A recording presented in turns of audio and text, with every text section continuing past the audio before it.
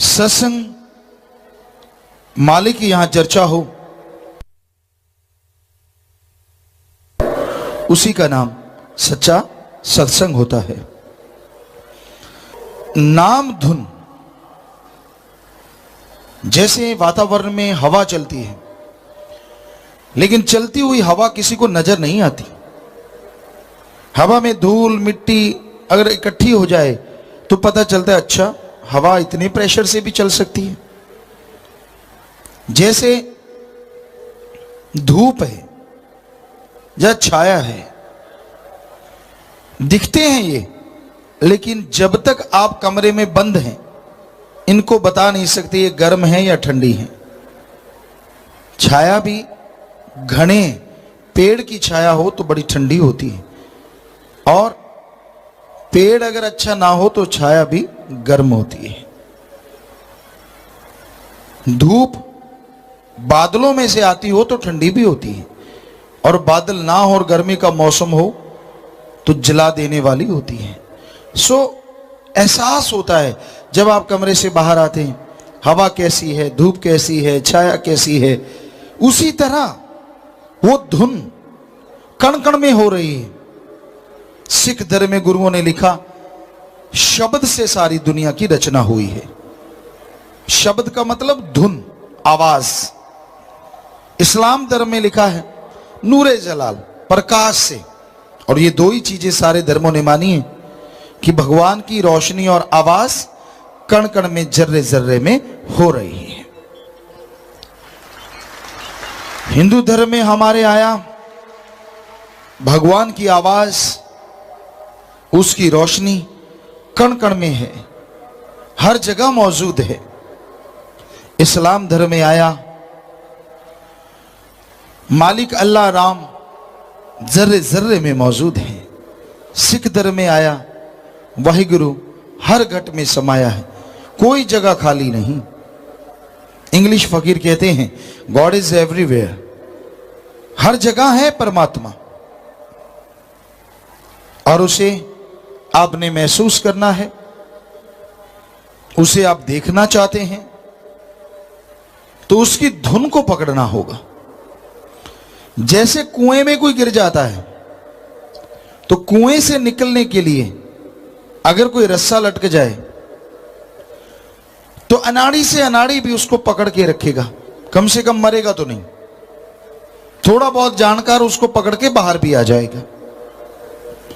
तरीका होता है कैसे आप रस्से पे चढ़ सकते हैं, एक्सरसाइज वर्जिश वगैरह जो करते हैं वो बाहर आ सकते हैं। हर किसी के बस की बात नहीं होती अपना वजन बाजुओं के द्वारा उठाना। तो उसी तरह इस काल की नगरी में, इस शरीर में, उस अल्लाह वाहिगुरु राम ने एक रस्सी की मानित, एक मजबूत जंजीर की मानित धुन लटका रखी है। वो आवाज, वो रोशनी कि आत्मा उसको पकड़े, उसको फॉलो करे, उसका पीछा करे और परमात्मा तक पहुंच जाए। और वो परमात्मा बाहर नहीं है, वो तो हर जगह है। हर जगह से मतलब आपके शरीर के अंदर भी है। शरीर के अंदर इतना कुछ है जिसकी आप कल्पना नहीं कर सकते। जो ब्रह्मांड में है, 100 पिंडे वो शरीर में है, लेकिन जो खोजे सो पावे। जो खोज करेगा, भक्ति इबादत करेगा, उसी को सब कुछ नजर आता है। यह घोर कलयुग है, यहां मनो इंद्रियां बड़े फैलाव पे हैं। संतों की बात अच्छी नहीं लगती, संतों की बात जचती नहीं, और सुन के लोग अमल नहीं करते। इसलिए व्याकुल रहते हैं, बेचैन रहते हैं, तड़पते रहते हैं और मालिक से दूर रहते हैं। आप संतों की बात इतनी सी सुन लो, नाम जपा करो। बस एक बातें उठ रही हैं, बुरे ख्यालात आते हैं, बुरी सोच आती है, चुगली, निंदा, काम वासना, क्रोध, लोभ, मोह, अहंकार, मन माया। जब तक इस मक्कड़ जाल में आपकी आत्मा उलझी हुई है, संतों की बात आपको अच्छी नहीं लगेगी। और अगर राम नाम से आप इस मक्कड़ जाल को तोड़ देते हैं तो संतों की हर बात अच्छी ही नहीं, सच्ची ही नहीं, बल्कि तमाम खुशियां देने वाली बन जाएगी। आग जला भी देती है और आज आग के बिना कुछ भी नहीं है। आग जला भी देती है और उसके बिना बात भी नहीं बनती। तो संतों के वचन जलाते नहीं है बस, पर माने बिना बात नहीं बनती। आग सीधा हाथ डालो तो जला देगी, पर आप बिना आग के यहां है ही नहीं। जो कुछ भी खा पी के आए आग से ही तो बना है। बिना आग के बताइए आप क्या बना सकते हैं? कच्चा फ्रूट खा सकते हैं, कच्ची सब्जियां शायद ही आप खा पाएं। और फिर यही नहीं, आग आपके अंदर भी है, जठर अगन, जो इसको हजम करती है। अगर वो ना हो तो सारी गड़बड़ हो जाती। सारा सामान ज्यों का त्यों बाहर, कोई ताकत नहीं, कुछ नहीं, और परेशानियां बीमारियां अलग से। तो संतों के वचन कई बार सुनने में ऐसा लगता है कि आग है, पर आप भूल जाते हैं गर्म पानी घरों को जलाया नहीं करते। गर्म पानी में नीम के पत्ते या एंटीबायोटिक डाल के अगर उसका जख्म पे साफ किया जाए तो गर्म पानी जख्म को जल्दी भरने का काम करता है। कबीर जी ने लिखा है, दुनिया का प्यार भी घाती है और संतों का गुस्सा भी दाती है। संत गुस्सा करते ही नहीं, और करें तो समझो पता नहीं सामने वाले जीव पे क्या पहाड़ जैसी मुसीबत टूटने वाली है। उनका अपना कोई लेना देना नहीं होता। तो गर्म पानी घरों को जलाया नहीं करते। दुनियादारी का प्यार घातक है। हम ये नहीं कहते कि प्यार करो ना, पर सावधान। आपसे जो ज्यादा प्यार दिखाते हैं, कई वजह हो सकती हैं उसकी। आप ज्यादा पैसे वाले हैं, आपकी राज पहुंच है, आप कोई ऑफिसर हैं, या फिर आपके घर में आपकी बीबी बहन बेटी कोई सुंदर है। ये वजहें हैं जिनसे लोग ज्यादा प्यार मोहब्बत जताते हैं। ये सब कुछ होते भी आपकी किसी से दोस्ती है और आपको लगता है कि वो ऐसा नहीं है, तो उसके मां बाप के अच्छे संस्कार हैं उसमें, या राम की कृपा है। हमारे कहने का मतलब ये नहीं है कि आपके पास पैसा है, राज पहुंच है, घर में बीबी बच्चे सुंदर हैं, तो किसी से दोस्ती ना करो, पर सावधान रहना जरूरी है। दोस्ती करो पर एक हद तक, एक सीमा तक, और इंसान को जांचो परखो। फिर भी कितना भी जांच परख लो, आंखें मूंद के कभी यकीन ना करो। इसी से बचाव है, अदरवाइज ये घोर कलयुग है। आपका यकीन बनाने के लिए कौन कैसा रूप धारण कर ले, अपने आप को कितनी देर के लिए परिवर्तन कर ले, कुछ कहा नहीं जा सकता। इसलिए जरूर ये ख्याल रखा करें कि भाई दुनियादारी के लोग आपको चाहते नहीं कि आप राम नाम से जुड़े रहें। एक पंजाबी में कहावत है, लाई लग ना होवे घर वाला ते चंद्रा गमांड ना होवे। लाई लग आया बाहर से, दो तीन बहनें मिल गई, चाची ताई बहन भाभी कोई भी, तेरे घर वाली बुरी, तेरी घर वाली ने ये किया, तेरी घर वाली ऐसे आई, नंगे सिर बाहर, ये वो फला, आते जूत निकाला, दाड़ दाड़ दाड़ दाड़, पूछा ही नहीं। तो लाई लग इसे कहते हैं, किसी की उंगली पे चलना। अपना दिमाग भेजा, निकाल के साइड में रख देना। मालिक ने बहुत बड़ा दिया है, बहुत बड़ा, पर काम में कोई कोई लेता है। ठीक है, जितना है खा लिया, पी लिया, सो लिया। तो लाई लग, किसी की उंगली पे कभी ना चलो, और चंद्रा गमांड ना होवे। पड़ोसी अगर बुरा है, बड़ा मुश्किल है बुराई से बच पाना। सारा दिन गालियां सुनेंगी, सारा दिन चुगली निंदा सुनेगी, सारा दिन बुरी बुरी बातें सुनने को मिलेंगी, पर किया क्या जा सकता है? राम नाम जपते रहो। फिर चाहे गलकटियन के पास भी घर हो तो भी फिक्र नहीं रहता। कबीरा तेरी झोंपड़ी गलकटियन के पास, जो करेगा सो भरेगा, तू क्यों भया उदास। राम नाम से संभव है कैसे भी पड़ोस में रहते हो, कैसा भी उंगली लगाने वाला कोई है, राम नाम जपोगे तो आपको सोझी रहेगी, दिमाग काम करता रहेगा कि यार मेरे लिए सही क्या है। क्योंकि आज लोग दूसरों के कंधे पे रख के चलाना जानते हैं, अपना कंधा इस्तेमाल में नहीं लाते। दूसरों को बेवकूफ बनाना, दूसरों को गलत सोबत में डालना उनका मकसद होता है। क्योंकि राम नाम वाले तरक्की बहुत करते हैं। यहां हमने लाखों करोड़ों में साथ संगत से पूछा कि राम नाम जपते हो, बचनों पे रहते हो, क्या हुआ? कहते जी साइकिल था और आज कारें हैं, किराए का मकान बड़ी मुश्किल से मिलता और आज हवेलियां बंगले बगीचे हैं। ये एक दो की नहीं, करोड़ों लोगों की बात है।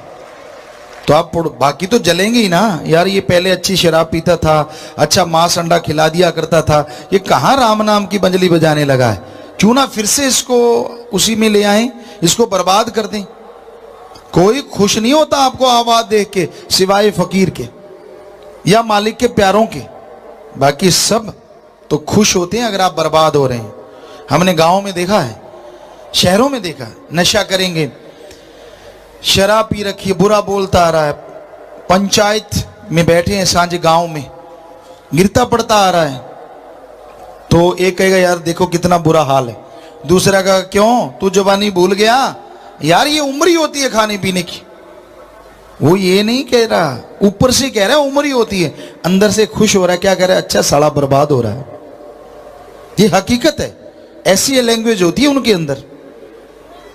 तो अगर कोई राम नाम में जाता है, अल्लाह मालिक की भक्ति इबादत में जाता है, हर कोई टोकता है, फिर चक लिया थैला, उठा लिया थैला, चल पड़ा, क्या मिलेगा? क्यों तेरे से ये दाड़ लेता है जो तू इसको टोक रहा है? ना जी, आदत है यार, ये आवाज हो जाएगा। अगर राम नाम से जुड़ जाएगा तो इसके पौबारा पच्ची हो जाएगी। ये तो गलत बात है, इसको रोको। फिर अंदर का मन जालिम भी तो बहुत बुरा बैठा है, जो मन पे इतना छाया खसम बना बैठा है इंसान का। मन है बना ड्राइवर हर एक प्राणी का, मन ड्राइवर बना हुआ है, यहां भेजे में घुस गया है, दिमाग में बुरे बुरे ख्याल देता है, बुरी बुरी सोच देता है, बुरी तरफ लेके जाता है, हर समय बुरा ही बुरा, बुरा ही बुरा, बुरा ही बुरा, बुरा ही बुरा। बुरी सोच जब मन की इंसान के ऊपर छा जाती है, हमने आजमाया है और ये हकीकत है, बिगड़ा मन गुरु का ना पीर का। मां बाप का तो कहां से हो जाएगा, गुरु पीर का नहीं हो सकता। इतना जब मन बिगड़ने पे आ जाए, आपको कई बार सुनाया है, ट्रैक्टरों के गियर अड़ जाया करते हैं। हम तो 6-7 साल के ट्रैक्टर चलाने लग गए थे, तो कई बार गियर अड़ जाता, टूल वगैरह नहीं होता, बैक गियर लगाया अड़ गया, करते क्या, पीछे को मुंह कर लिया, स्टीयरिंग पीछे से चल बेटा ऐसे चल, तो घर लेके आके गियर निकाल के वापस जाते, चलो उसका गियर तो निकल जाता। आज कलयुग है और कलयुगी जीवों का गियर खुद भी अड़ता है और अड़ाने वाले भी होते, पच्चर फंसा देते हैं, खुद नजर नहीं आते।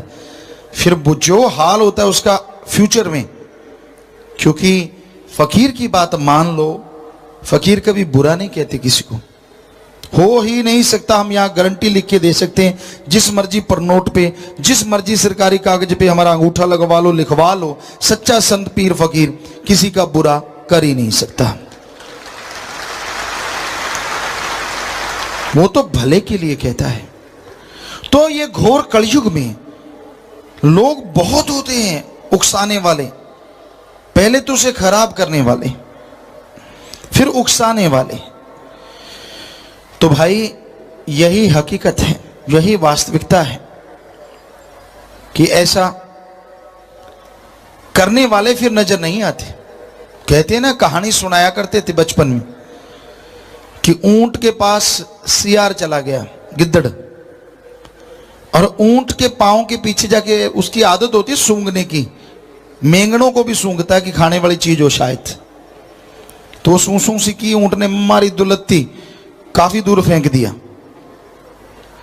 उसने जाके अपनी घरवाली को बताया, सियार ने, कहने लगा आज उस ऊंट ने ऐसे किया। कहती चल चलते हैं, तू ऐसे करना, मैं तुझे बताऊंगी वो तरीका आजमाना। 2-4 और साथ हो गए चमचागिरी करने वाले, तो उसे थोड़ा नशा नुशा भांग धतूरे पत्ते खिला दिए कि चल अब देख जोश आएगा।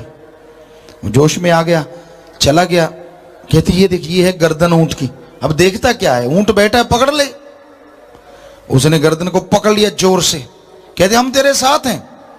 कहता ठीक है। पकड़ा जोर से, ऊंट को लगा ये क्या है। ऊंट खड़ा हो गया, तोरी की तरह लटक गया, ऐसे ऐसे ऐसे।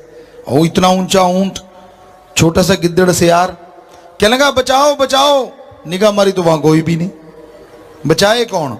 ऊंट ने मारी ऐसे ऐसे छलांगे, अगर उसको गिरना ही पड़ा, गर्दन कभी नीचे कभी ऊपर, गिरा, एक और दुलत्ती जाड़ी, काम तमाम। तो कहने का मतलब, क्यों आप उनकी सुनते हो जो निंदा चुगली बुराइयां करते हैं? क्यों नहीं उसकी सुनते जो राम नाम से जुड़े हैं, जो सेवा से जुड़े हैं, अल्लाह वाहिगुरु मालिक की भक्ति इबादत करते हैं?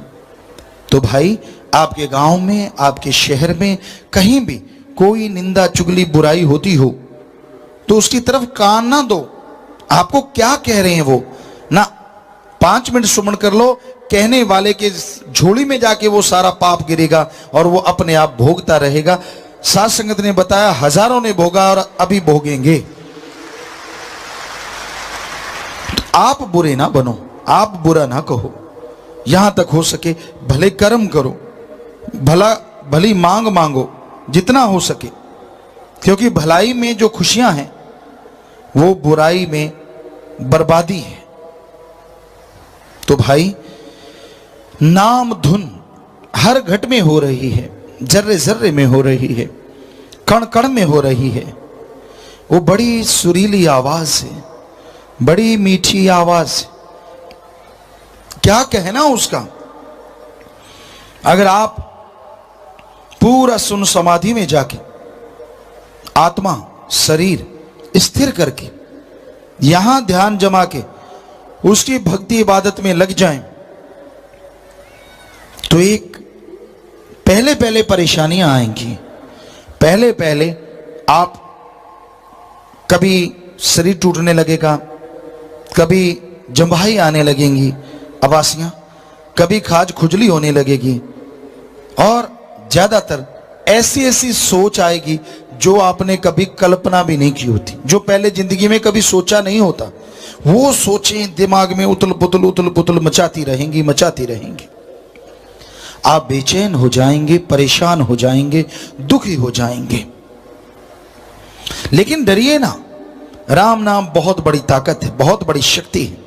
लगातार राम नाम का जाप करते रहिए, भक्ति इबादत करते रहिए, तो आपके अंदर की वो चीजें धीरे धीरे कम होती चली जाएंगी। जंभाइयां आनी बंद हो जाएंगी, खाज खुजली बंद होगी, विचार नहीं, वो तो चलते रहेंगे। सबसे लास्ट में बुरे बुरे विचार बंद होते हैं। समझ लो सुमन पे आप चल पड़े, गाड़ी स्टार्ट हो गई है, मंजिल पे जाना है, गाड़ी स्टार्ट हुई, चलाना तो पड़ेगा, राम नाम का जाप तो करना पड़ेगा। जब तक आप कर सकते हैं करते रहो राम नाम का जाप। यहां ध्यान आते ही, सुन समाधि में पहुंचते ही ऑटोमेटिकली जो आप बोल रहे हैं शब्द, जो कि इस धरती पे रहने वाले उस राम के शब्द अल्लाह वाहिगुरु के हैं, वो बंद हो जाएंगे और वो धुन शुरू हो जाएगी जो अजाप है, जो लिखी नहीं जा सकती, बोली नहीं जा सकती, देखी नहीं जा सकती। वो आवाज, हाँ रोशनी को आप देख सकते हैं पर लिख बोल के बता नहीं सकते। ऐसी सुरीली आवाज है, इतनी मीठी आवाज है, कहने सुनने से परे। कोई सच्चे राग से कोई राग गा दे, सुनने वाला ध्यान से सुन ले तो रोंगटे तो उसके खड़े हो जाते हैं। और राम अल्लाह वाहिगुरु गॉड की आवाज वो तो इतनी सुरीली है, इतनी मीठी है कि सारे दुनियावी साजो सामान उसके सामने जीरो है। शहद मीठा है, दूध मीठा है, घी शक्कर गुड़ चीनी सब मीठे हैं, और भी फ्रूट हैं मीठे हैं, लेकिन ये मिठास राम नाम के सामने तुच्छ है, कुछ भी नहीं।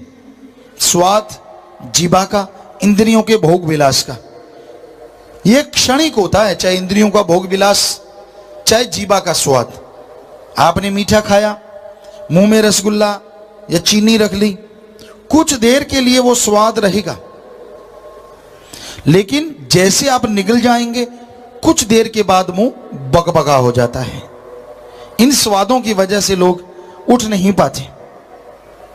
और दूसरी तरफ राम नाम का स्वाद हर इंसान के लिए सही है, क्योंकि यहां जितने लोग बैठे हैं स्वाद सबका लगभग अलग अलग होता है।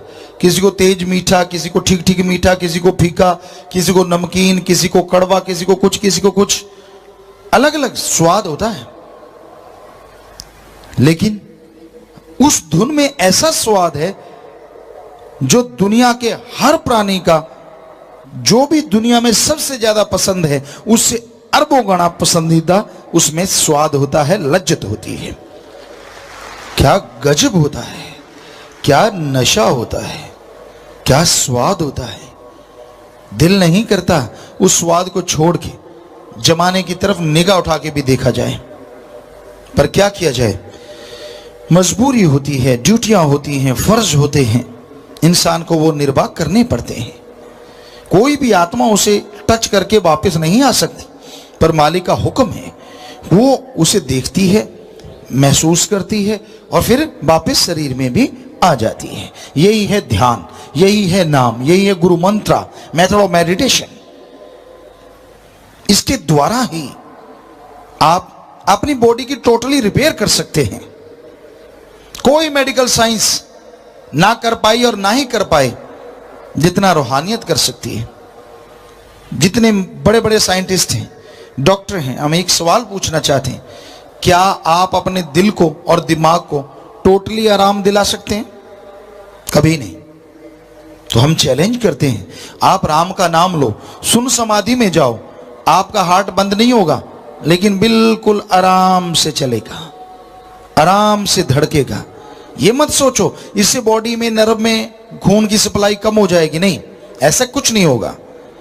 जैसे ही आप सुन समाधि से वापस बॉडी में आते हैं, शरीर में आते हैं, तो वो इतनी स्पीड से और इतनी खुशी से, क्योंकि वो आराम कर चुका है, जैसे आप आराम करके जागते, बिल्कुल वही थ्योरी अंगों के साथ है, बिल्कुल वो रिपेयर होंगे और बड़े मजे से और बड़े शान से चलेंगे।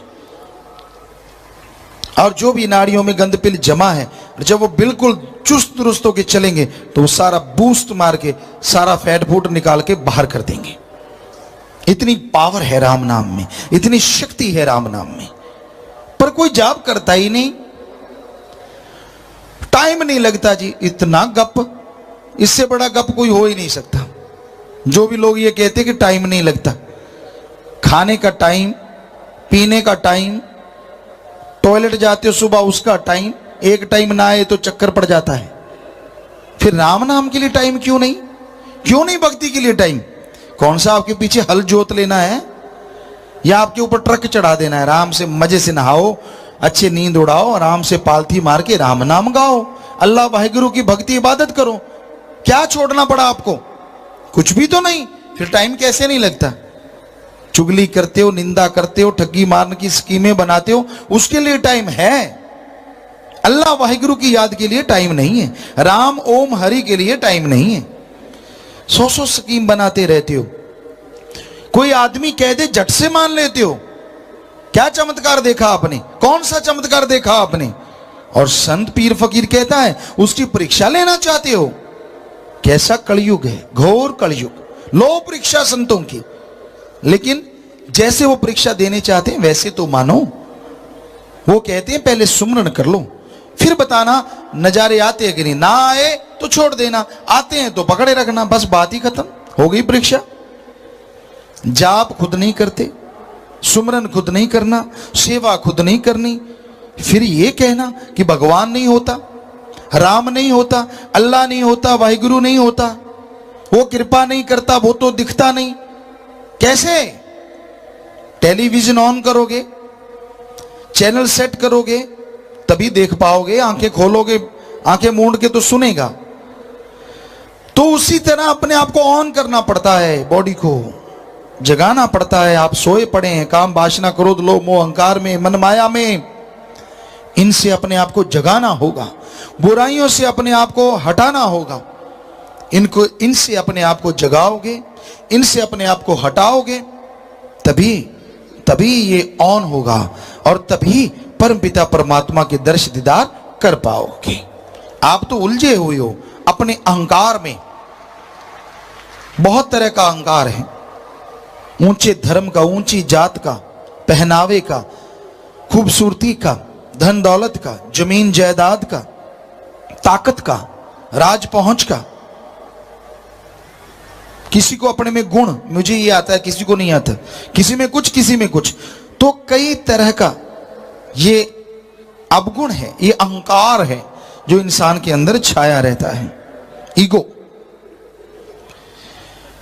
हम आया करते थे, हम अपनी बात नहीं बताते कि हम में नहीं है, वो तो परमपिता जी की रहमत है, नहीं है। वरना इंसान जब तक सतगुरु अल्लाह मालिक की रहमत ना हो, तो ईगो ना हो, ये हो ही नहीं सकता। आया करते यहां, बहुत पहले की बात, कोई गाड़ी हुआ करती सनियों के पास, तो सेवा पे गाड़ी दे देते, चाबी दे देते, खुद कहीं सेवा चल रही होती लग जाते, तो कई सतगुरुचारी जैसे मोहनलाल जी और भी होते, कह देते कि भाई ये तो बहुत बड़े घराने से हैं, बहुत बड़ा घर है इनका, बहुत बड़े परिवार से हैं। तो नेचुरली भंगीदास होते, जो सेवादार होते हैं आप जानते हैं, वो थोड़ा आदर सत्कार ज्यादा करने लग जाते। हमने कहा भाई हाथ जोड़े आपसे, चाय पी लो जी, स्पेशल चलो जी, 50 नंबर में बैठे, वहां बैठे। हमने कहा क्यों, सेवा कैसे छोड़ दे? कहते नहीं, आपको जरूरत नहीं है सेवा की। हमने कहा हमें पता है या आपको, हमें तो जरूरत है, हम तो बोरियां उठाएंगे क्विंटल की, मालिक की रहमत से अगर मालिक उठवाएगा तो वो उठवाते रहते। और चाय कंटीनों पे ले लेंगे भाई, कंटीनें बनी हैं, कोई बात नहीं, जब लंगर आएगा लंगर खा लेंगे। तो कभी नहीं कहते थे कि हमारा अदब सत्कार करो। जब आदमी खोखला होता है ना, वो उसको होता है कि नहीं बढ़िया हो रहा है, जो ये नहीं पता कि तेरी भक्ति कट रही है, तेरी बंदगी कट रही है। जितनी दूसरों से बिना वजह इज्जत सत्कार, वैसे इज्जत करो और करवाओ, ये असूल है, ये तो होना चाहिए। लेकिन बिना वजह, बेवजह ही ऐसे करवाते रहना, सारी भक्ति खत्म हो जाती, मालिक का प्यार खत्म होता, बरकतें बंद हो जाती। तो इसलिए भाई, जो झुक गया सो पा गया, जो तन गया सो गवा गया। रूहानियत में ये असूल है, दीनता धारण करो, नम्रता धारण करो, यही जरूरी है। तो ये सतगुरु मौला की रहमत से सीखा, जिन्होंने जन्म दिया उन जन्मदाताओं से सीखा, माता पिता से। ऐसा ही होना चाहिए संस्कार। तब भी जमीन से जुड़े थे, अब भी जमीन से जुड़े हैं। कोई मंत्री सहवान आए गुरु सरमोडिया घर में, तो मंजा चदर चुदर नहीं थी, वैसे लेटे हुए थे। तो उन्होंने पूछा, पास में जो सज्जन लेके आए थे, कि चलो अंदर चलते हैं। कहते क्यों? कहते गुरुजी के पिताजी को मिलते हैं। हमारी बात थी, तो गुरु सरमोडिया में वो आए। वो कहने लगा नहीं, ये जो शख्स लेटे हैं बाण के मंजे पे और सिर पे अपनी बाजू का सिरहाना देके, ये जो सादे से कपड़े हैं, और यही गुरुजी के पिताजी हैं। कि तो ये हैरान हूं मैं, इतने सादे, चारपाई पे चद्दर भी नहीं है, खुद की पगड़ी भी फटी हुई है, वैसे नंबरदार हैं, ऐसा कुछ भी नहीं है। तो बापूजी कहने लगे, क्या कपड़ों से मेरे घर उस पीर फकीर ने जन्म लिया है? अगर मैं कपड़े अच्छे पहनता वो जरूर जन्म ले लेता। ये तो उस मालिक की कृपा हुई है मुझ गरीब पे, जो उसने ऐसी कृपा की। तो कहने का मतलब, हर किसी को यही होना चाहिए, अहंकार नहीं करना चाहिए। घमंड उनको होता है जिनको ताजा ताजा सामान मिला हो, पहले वो ऐसा कुछ हुआ ना हो। ये हम बुरा ना लगे आपको, हमसे हाथ जोड़ के चाहते हैं कि बुरा ना मानना, पर हमारा तजुर्बा है पहले का भी और अब का भी।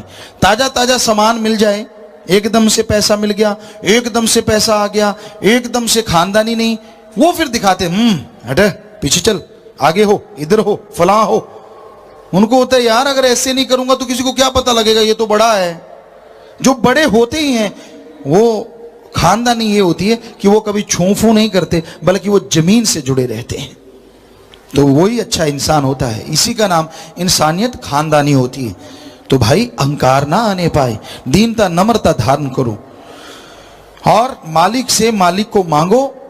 दीनता नम्रता उसके गहने हैं, तभी मालिक मिलता है।